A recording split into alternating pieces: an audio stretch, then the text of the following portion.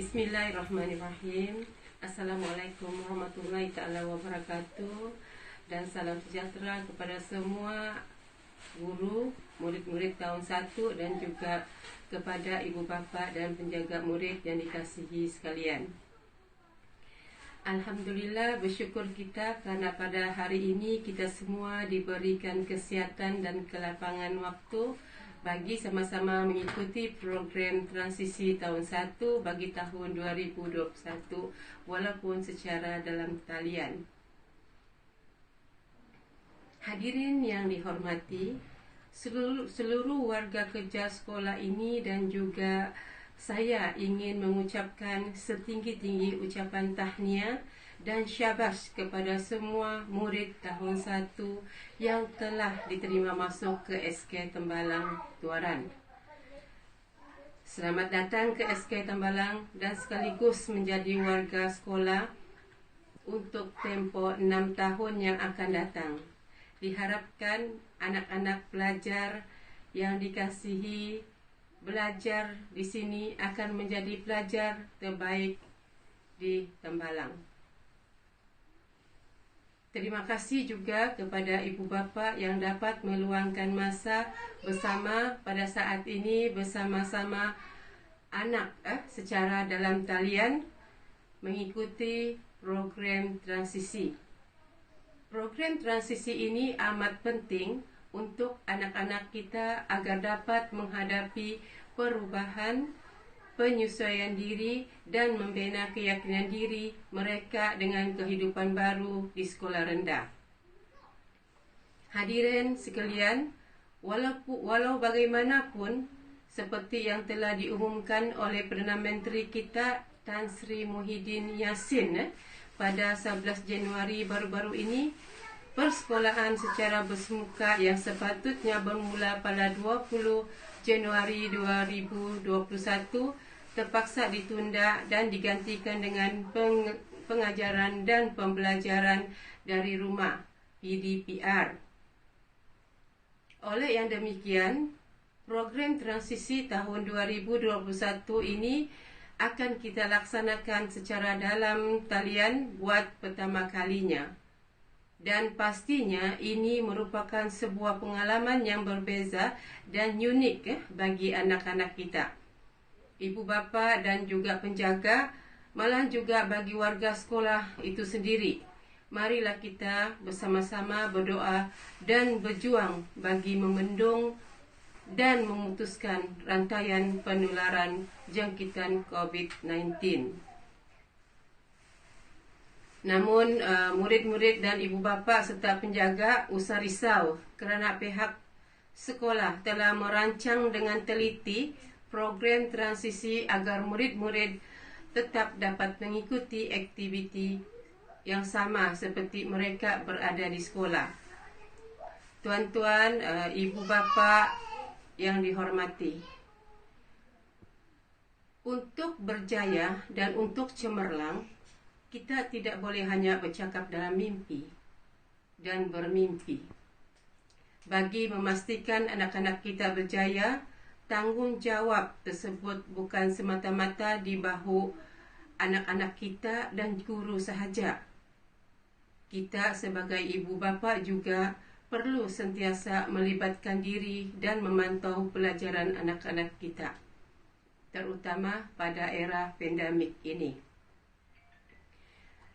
Anak-anak perlu menyiapkan diri untuk belajar. Guru sentiasa bersedia memberi pendidikan yang terbaik pada anak-anak. Ibu bapa juga perlu sentiasa memberi sokongan dan dorongan kepada anak-anak kita. Kita juga sebolehnya perlu melibatkan diri dalam aktiviti sekolah sama ada melalui penyertaan PIBG. Tuan-tuan dan puan-puan yang saya hormati, saya mengalu-alukan komitmen ibu bapa untuk bersama membantu sekolah demi mencapai tahap optimum melalui peranan kita yang boleh kita mainkan. Sebarang sumbangan sama ada melalui buah fikiran, material, juga penyertaan dalam aktiviti amatlah dihargai. Akhir kata, tuan-tuan, puan-puan sekalian, saya ingin mengucapkan syabas dan tahniah kepada penyelaras program transisi 2021, yaitu Cikgu Amy Lim, dan juga ahli jawatankuasa transisi 2021 yang telah merancang dan melaksanakan pelbagai program walaupun di dalam atau atas talian bersempena dengan pandemik COVID-19 ini. Dan saya juga mengharapkan kita semua sama-sama dapat memastikan kecemerlangan sekolah ini demi kemenjadian anak-anak kita di SK Tembalang. Sekian, salam hormat daripada saya. Terima kasih.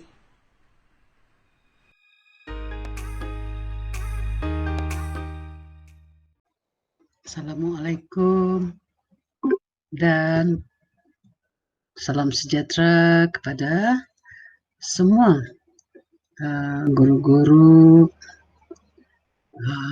murid-murid serta ibu bapa tahun 1.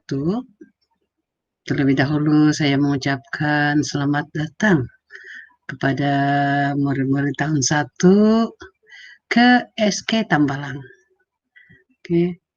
Mudah-mudahan anak-anak sekalian gembira bersama dengan rekan-rekan, guru-guru di SK Tambalang. Oke, hari ini saya akan menerangkan tentang apa yang perlu dilakukan oleh murid-murid dalam bidang HEM ataupun hal ehwal murid. Oke, sebelum itu Cikgu perkenalkan dari Cikgu. Nama Cikgu ialah Sitiama binti Haji Sahat, merupakan penolong kanan HEM di SK Tambalang. Jadi kalau jumpa Cikgu, jangan lupa beri salam ataupun berikan ucapan selamat pagi, selamat tengah hari. Oke, tidak perlu bersalam untuk sementara waktu nih, karena kita masih lagi dalam pandemik COVID-19. Oke, kita lihat di sini apa yang patut ibu bapak kepada murid tahun 1 dulu lakukan. Sebelum anak-anak masuk ke kelas, ibu bapak sangat berperanan untuk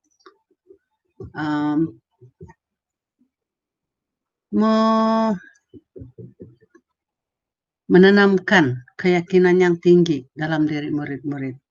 Walaupun murid-murid ini mungkin ada yang berada di prasekolah SK Tambalang, tetapi suasana itu mungkin berbeda sedikit. Bukan lagi di prasekolah, tetapi di tahun 1. Oke, jadi ini adalah antara peranan-peranan ibu bapak untuk persediaan anak-anak dan juga ibu bapak sendiri. Oke, ibu bapak merupakan orang yang paling dekat dengan murid. Justru itu, penglibatan ibu bapak adalah sangat penting dalam persediaan anak ke tahun 1. Antara persediaan ibu bapak atau penjaga adalah seperti berikut. Persediaan anak dari segi aspek mental, sosio, emosi, dan fisikal. Persediaan kelengkapan pembelajaran seperti alat tulis, buku, dan pakaian. Bersedia menyokong pembelajaran anak-anak dan pelibatan dalam aktiviti dan perkembangan sekolah. Oke, yang paling saya tekankan di sini ialah tentang persediaan anak dari segi aspek mental, sosial, emosi, dan fisikal. Mungkin fisikal tidak ada masalah. Oke, dia cergas, dia boleh datang ke sekolah macam biasa. Tapi dari segi mental dan emosi, oke, setiap awal tahun kita pun itu adalah pengalaman yang biasa di sekolah.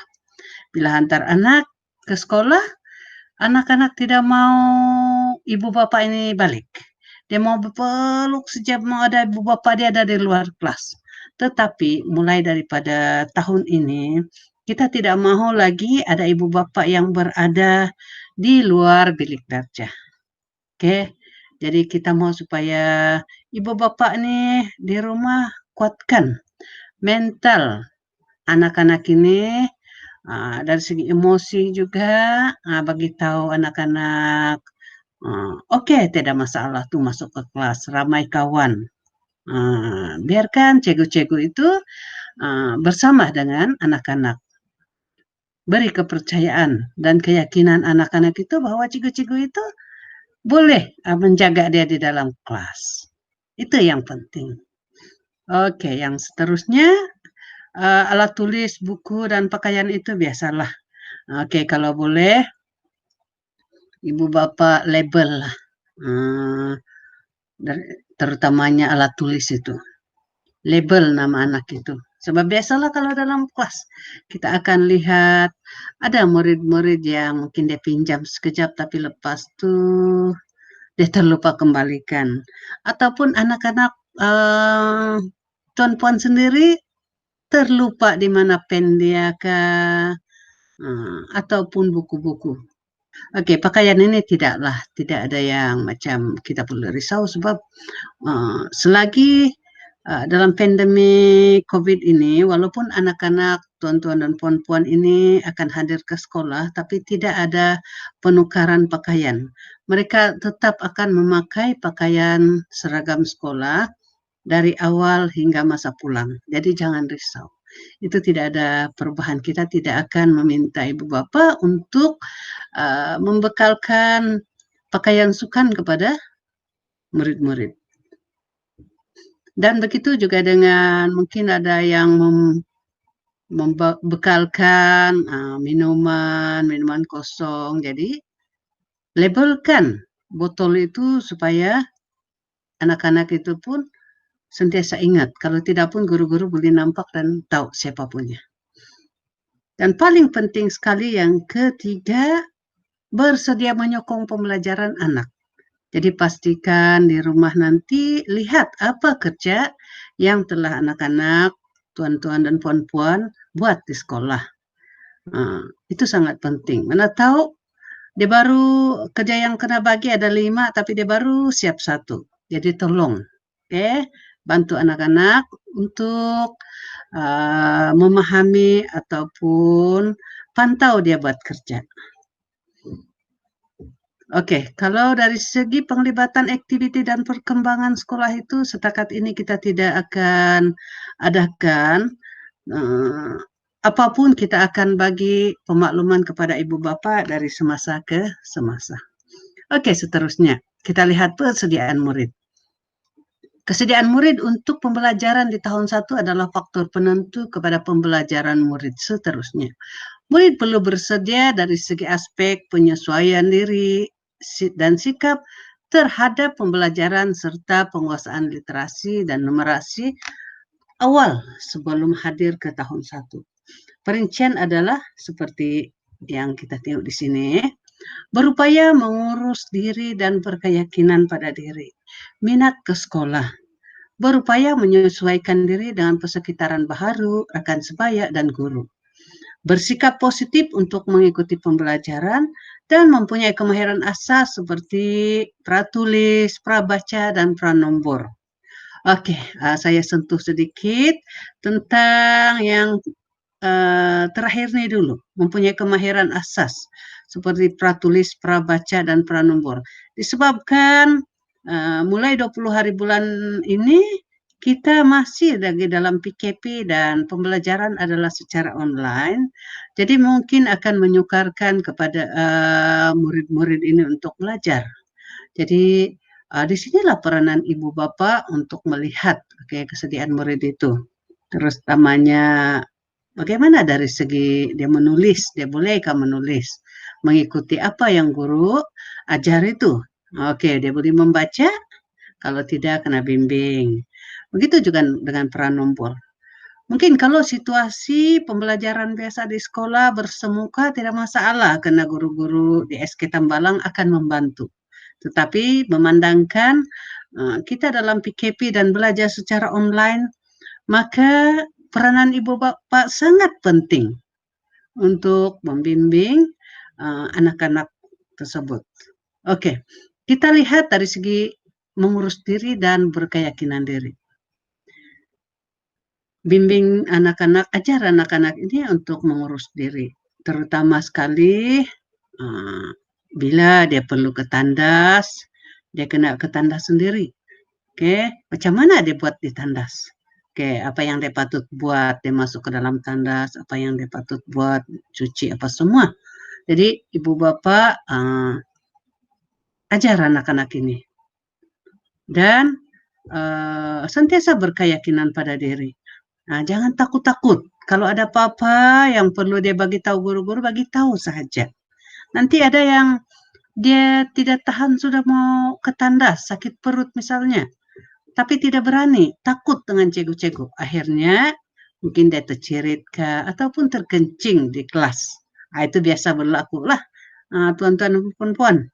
Jadi yakinkan pada anak-anak sikap berani itu untuk bagi tahu guru-guru tentang kebenaran ke tandas. Oke, dan untuk makluman kita, tandas kita adalah antara tandas yang cantik di daerah Tuaran dan bertaraf 5 bintang.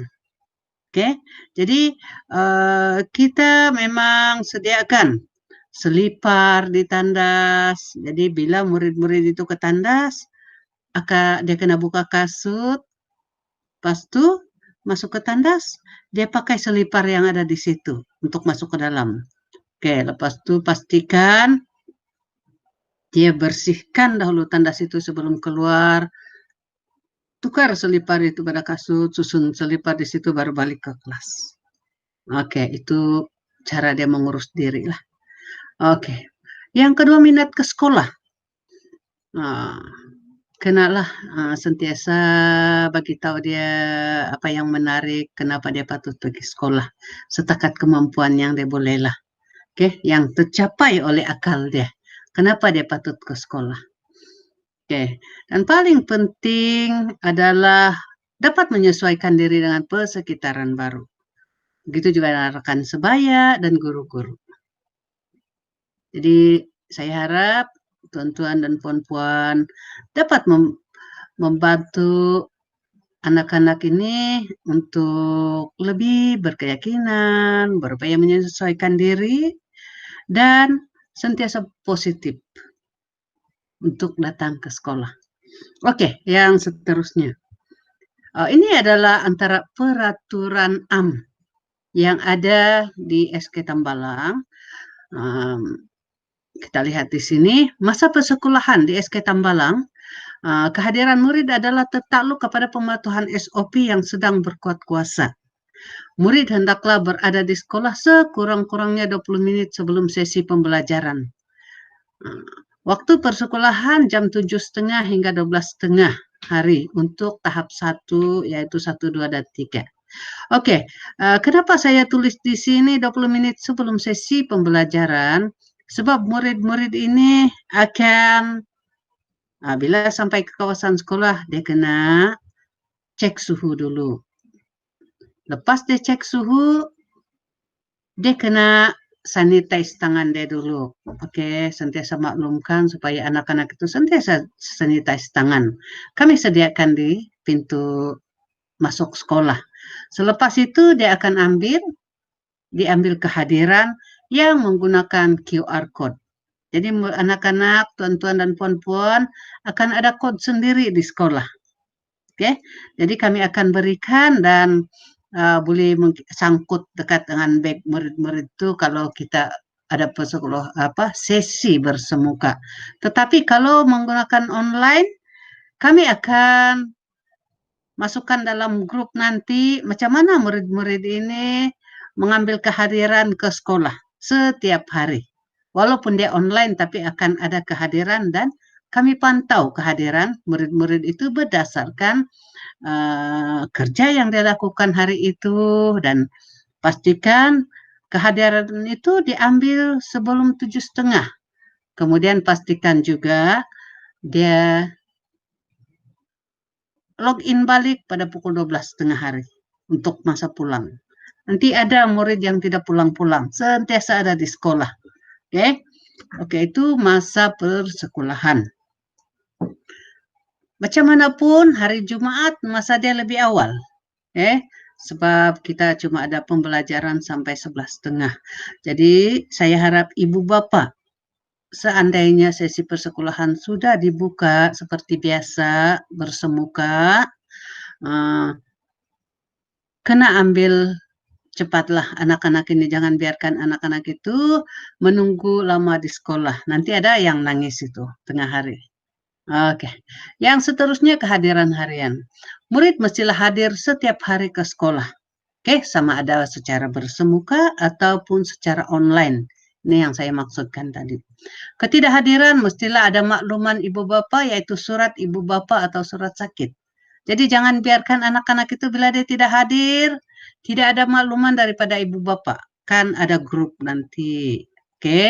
Saya dipahamkan oleh guru kelas tahun 1, sudah ada grup masing-masing. Jadi, kena maklumkan. Begitu juga dengan PDP online.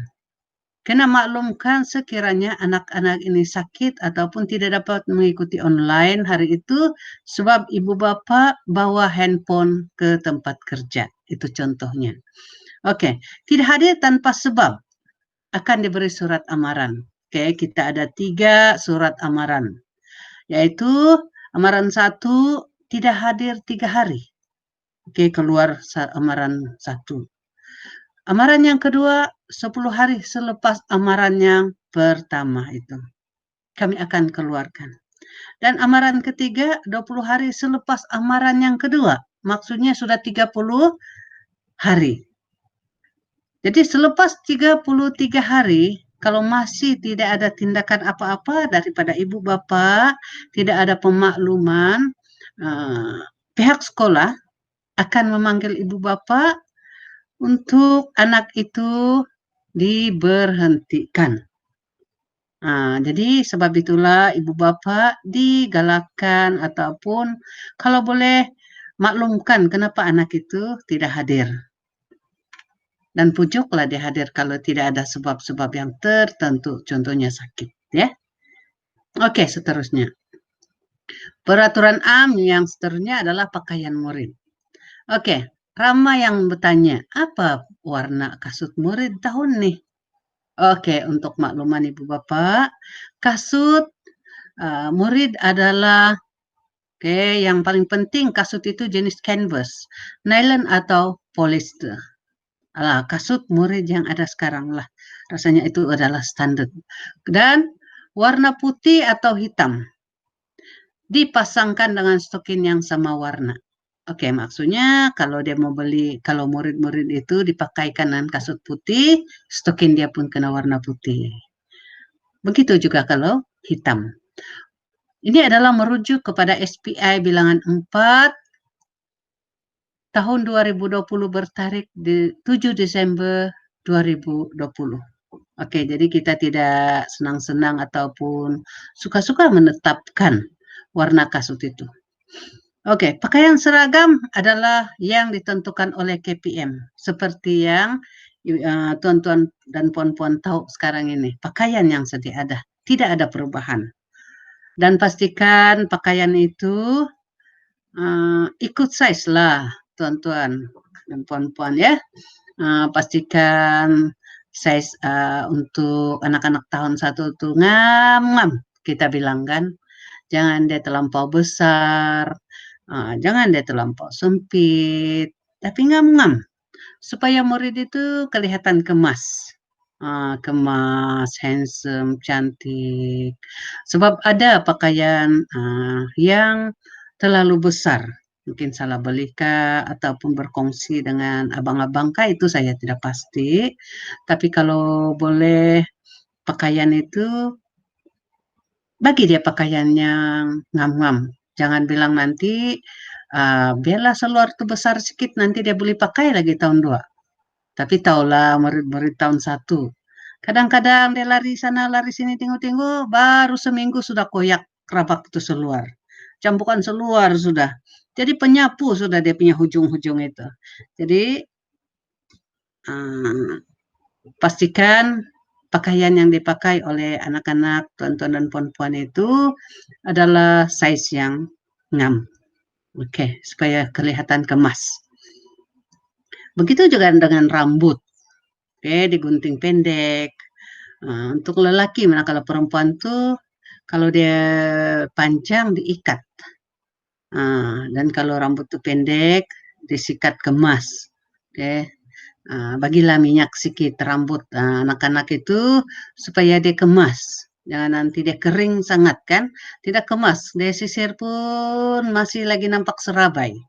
Oke, biasanya kalau lelaki ini kadang-kadang saya lalu, saya pergi apa, betulkan dia punya rambut itu. Tapi tidak boleh sebab kering, tetap dia tegak balik. Oke, untuk perempuan pula kita lihat sekarang ini kebanyakan murid perempuan ini memakai tudung. Oke, jadi pastikan tudung itu adalah tudung yang bersesuaian, jangan yang terlampau besar, terlampau labuh.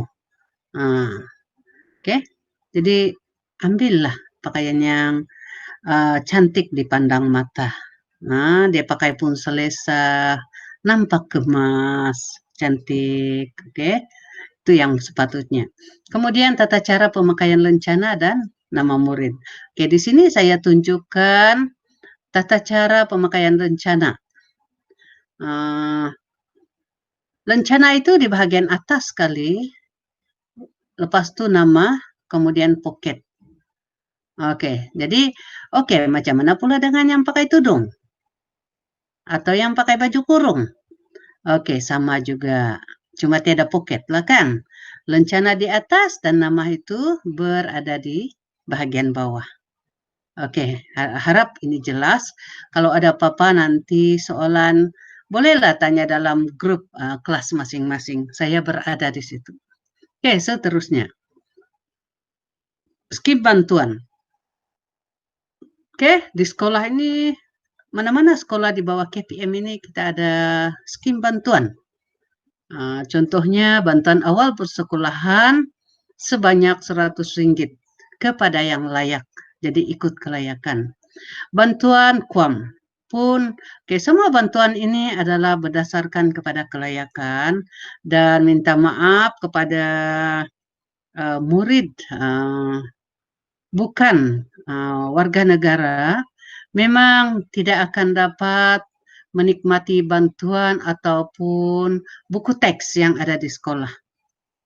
Itu bezanya lah. Oke. Oke, ada bantuan IKASI. KUAM itu pun 100 juga. IKASI itu tidak ramai yang dapat. Jadi itu bergantung pada pendapatan tuan-tuan dan puan-puan yang akan tuan-tuan dan puan-puan masukkan dalam sistem. Kami merujuk itu sahaja. Oke, pakaian seragam dan kasut juga ada diagihkan kepada yang layak. Oke, begitu juga dengan rancangan makanan tambahan. Oke, rancangan makanan tambahan ini kami berikan mengikut kelayakan juga. Ada kelayakan-kelayakan yang patut diikutlah. Oke, dan ada juga rancangan susu tambahan. Dia akan sama-sama dengan rancangan makanan tambahan dan susu tambahan. Jadi maksudnya selepas ini kita akan ada borang-borang yang akan diisi oleh ibu bapak yang kami akan kongsi dalam grup. Oke, seterusnya buku teks. Buku teks akan diberikan berdasarkan kelayakan pendapatan. Dibekalkan untuk warga negara sahaja. Oke. Manakala murid bukan warga negara, hendaklah membeli buku teks di pasaran terbuka. Sebelum ini saya ada cek di kedai Dewan Bahasa dan Pustaka di Alam Mesra. Ada beberapa buku teks yang ada di situ. Jadi mungkin bolehlah nanti lihat di situ. Dan untuk sementara waktu buat masa ini kita belum dapat bekalkan buku teks untuk anak-anak tahun 1 sampai tahun 6 karena belum boleh ke sekolah. Jadi untuk alternatifnya ibu bapak boleh download buku teks secara digital yang akan dikongsi dalam grup kelas masing-masing nanti.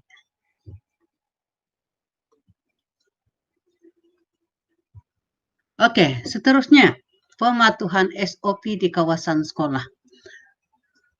Ini adalah pematuhan SOP yang berkuasa mengikut semasa, norma baharu di sekolah. Yaitu sebelum masuk ke kawasan sekolah, murid mestilah mengimbas suhu mesti di bawah 37,50. Kalau sudah 37,50 itu kami tidak terima. Jadi semasa mengimbas suhu, ibu bapak kalau boleh tunggu dulu di situ. Kalau lepas, ibu bapak boleh balik. Kemudian murid mencuci tangan menggunakan sanitasi yang ada disediakan di sekolah. Sama ada di depan pintu itu ataupun kalau ibu bapak mau berikan anak-anak ini bawa sanitasi pun tidak apa. Kami benarkan. Itu adalah terpulang pada ibu bapak sendiri. Kemudian mengambil kehadiran menggunakan QR code. Mungkin ibu bapak tahu sudah apa itu QR code kan? Macam kalau kita imbas MySejahtera semua itu yang di pasaraya atau mana-mana permis kita sekarang mesti ada tuh. Jadi murid pun ada. Dan nanti kami akan bekalkan kode-kode murid itu nanti dan nanti ibu bapak gantungkan dekat bag dia supaya keesokannya murid itu boleh tunjuk sahaja dia punya kad itu untuk diambil dia punya kode oleh guru-guru yang bertugas.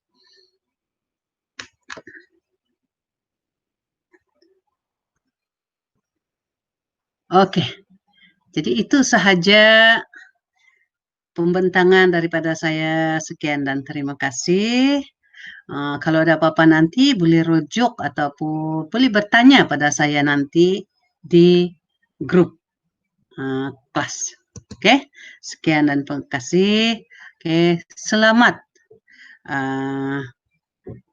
menjalani transisi kepada anak-anak murid tahun 1. Sekian.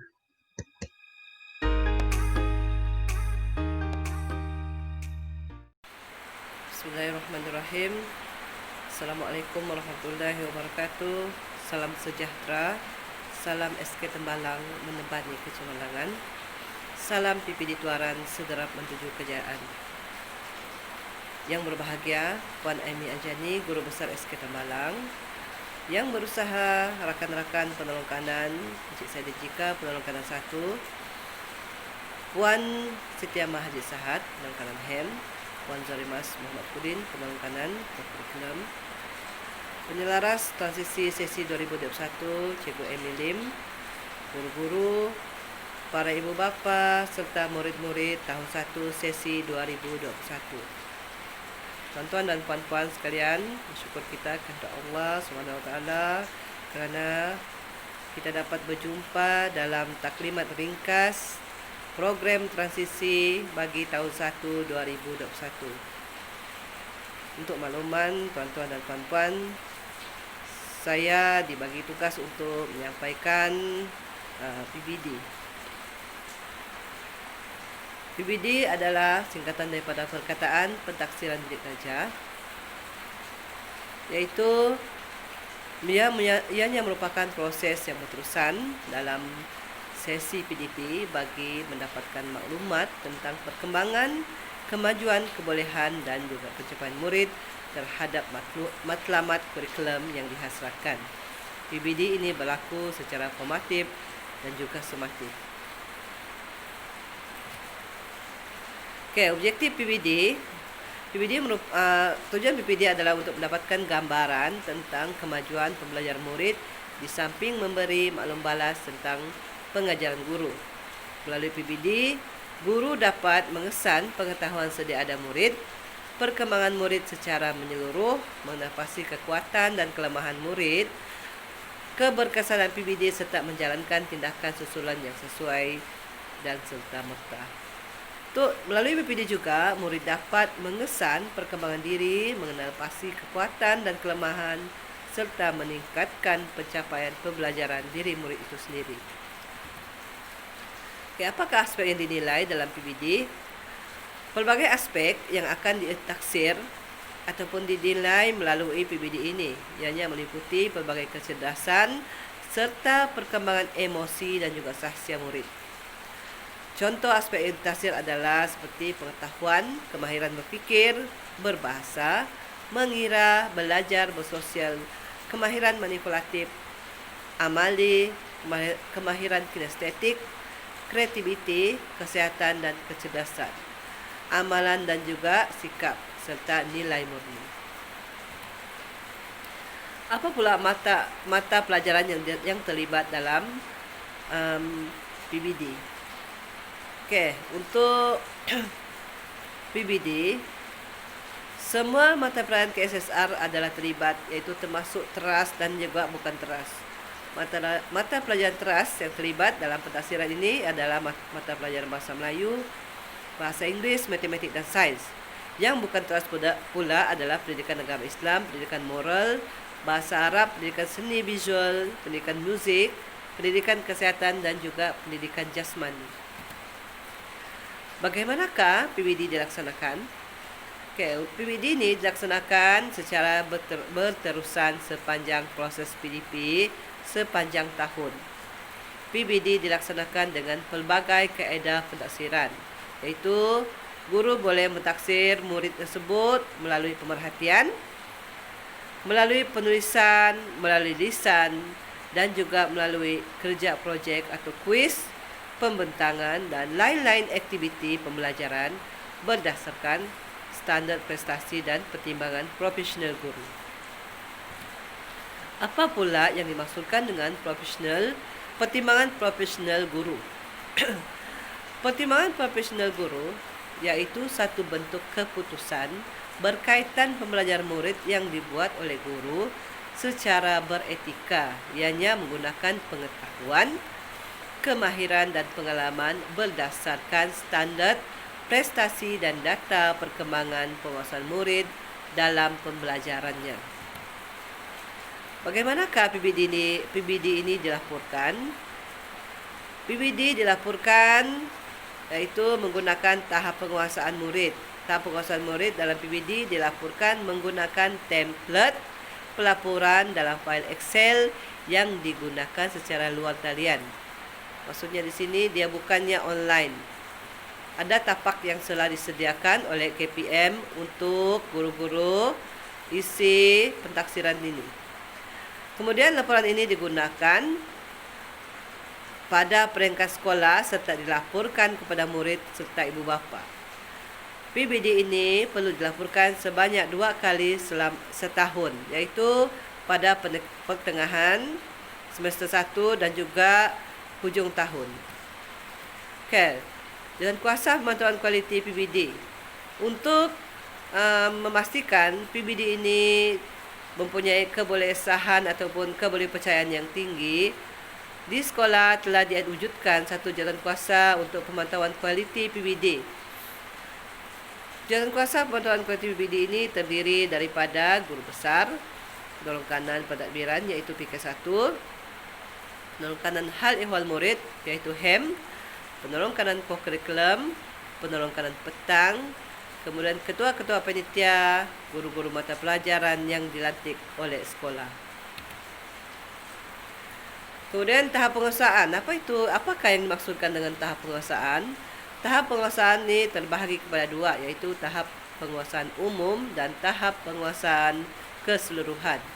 Tahap penguasaan umum ini digunakan untuk menilai mata pelajaran. Guru-guru akan menilai tahap penguasaan ini mengikut tahap penguasaan subjek masing-masing. Kemudian tahap penguasaan keseluruhan pula digunakan untuk menilai tahap keseluruhan murid tersebut dalam semua mata pelajaran dan akan dinilai pada penghujung sesi persekolahan iaitu pada akhir tahun.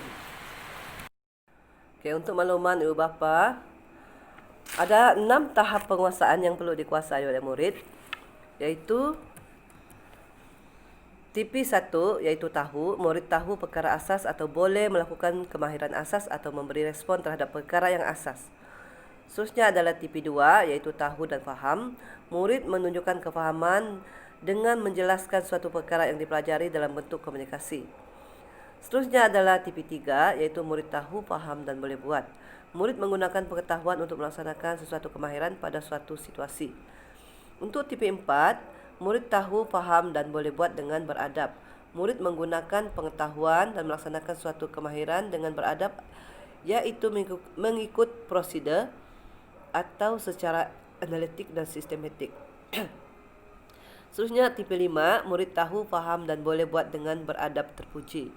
Murid menggunakan pengetahuan dan melaksanakan sesuatu kemahiran pada situasi baharu dengan mengikut prosedur atau secara analitik dan sistematik serta tekal dan bersikap positif.